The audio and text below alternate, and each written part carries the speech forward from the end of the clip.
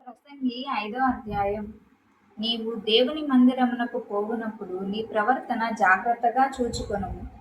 బుద్ధిహీనులు అర్పించినట్లుగా బలి అర్పించుట కంటే సమీపించి ఆలకించుట శ్రేష్టము. వారు తెలియకయే దుర్మార్గపు పనులు చేయుదురు. నీవు దేవుని సన్నిధిని అనాలోచనగా పలుకుటకు నీ హృదయంను త్వరపడనీయక నీ నోటిని కాచుకొమ్ము. దేవుడు ఆకాశమందున్నాడు, నీవు భూమి మీద ఉన్నావు కావున నీ మాటలు కొద్దిగా ఉండవలెను. విస్తారమైన పని పాటుల వలన స్వప్నము పుట్టును, పెక్కు మాటలు పలుకువాడు బుద్ధిహీనుడగును. నీవు దేవునికి మ్రొక్కుబడి చేసుకొనిన ఎడల దానిని చెల్లించుటకు ఆలస్యం చేయకు. బుద్ధిహీనుల యందు ఆయనకిష్టము లేదు. నీవు మ్రొక్కుకొన్న దాన్ని చెల్లించుము. నీవు మ్రొక్కుకొని చెల్లింపకుండుట కంటే మ్రొక్కుకొనకుండుటయే మేలు. నీ దేహమును శిక్షకు లోపరుచున్నంత పని నీ నోటి వలన జరగనీయకుము. అది పొరపాటు చేత జరిగినని దూత ఎదుట చెప్పకుము. నీ మాటల వలన దేవునికి కోపము పుట్టించి నీవేళ నీ కష్టమును వ్యర్థపరుచుకొనెదవు. అధికమైన స్వప్నములను మాటలను నిష్ప్రయోజనములు. నీ మట్టుకు నీవు దేవుని యందు భయభక్తులు కలిగి ఉండుము. ఒక రాజ్యమందు బీదలను బాధించుటయు ధర్మమును న్యాయమును బలాత్కారము చేత మీరుటయు నీకు కనబడిన ఎడల దానికి ఆశ్చర్యపడకుము. అధికారము నొందిన వారి మీద మరీ ఎక్కువ అధికారము నొందిన వారున్నారు, మరియు మరీ ఎక్కువైన అధికారము నొందిన వాడు వారికి పైగానున్నాడు. ఏ దేశములో రాజు భూమి విషయమై శ్రద్ధ పుచ్చుకొనునో ఆ దేశమునకు సర్వ విషయముల యందు మేలు కలుగును.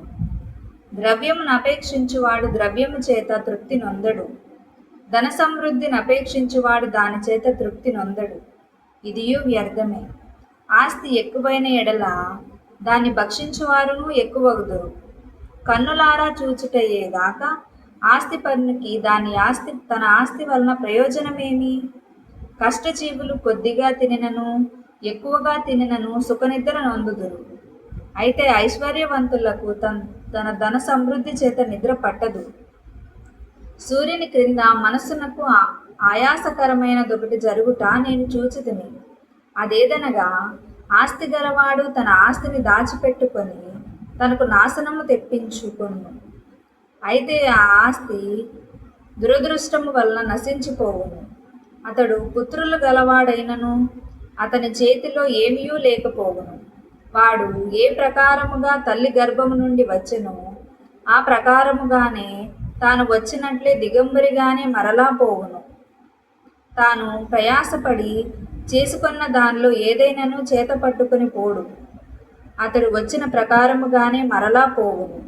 గాలికి ప్రయాసపడి సంపాదించిన దాని వలన వానికి లాభమేమి? ఇదియు మనస్సునకు ఆయాసకరమైనదే. తన దినములన్నీ అతడు చీకటిలో భోజనము చేయును.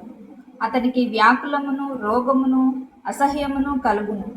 మరియు కోరదగినదిగాను చూడముచ్చటైనదిగాను నాకు కనబడినది ఏదనగా, దేవుడు తనకు నియమించిన ఆయుష్కాల దినములన్నీ ఒకడు అన్నపానములు పుచ్చుకొనుచు తన కష్టార్జితమంతటి వలన క్షేమముగా బ్రతుకుచుండుటయే. ఇదియే వానికి భాగ్యము. మరియు దేవుడు ఒకనికి ధనధాన్య సమృద్ధి ఇచ్చి దాని యందు తన భాగము అనుభవించుటకును అన్నపానములు పుచ్చుకొనుటకును తన కష్టార్జితమందు సంతోషించుటకును వీలు కలుగజేసిన ఎడల అతనికి ఆ స్థితి దేవుని ఆశీర్వాదము వలన కలిగినదనుకొనవలెను. అట్టి వానికి దేవుడు హృదయానందము దయచేసి ఉన్నాడు గనుక అతడు తన ఆయుష్కాల దినములను జ్ఞాపకము చేసుకొనడు.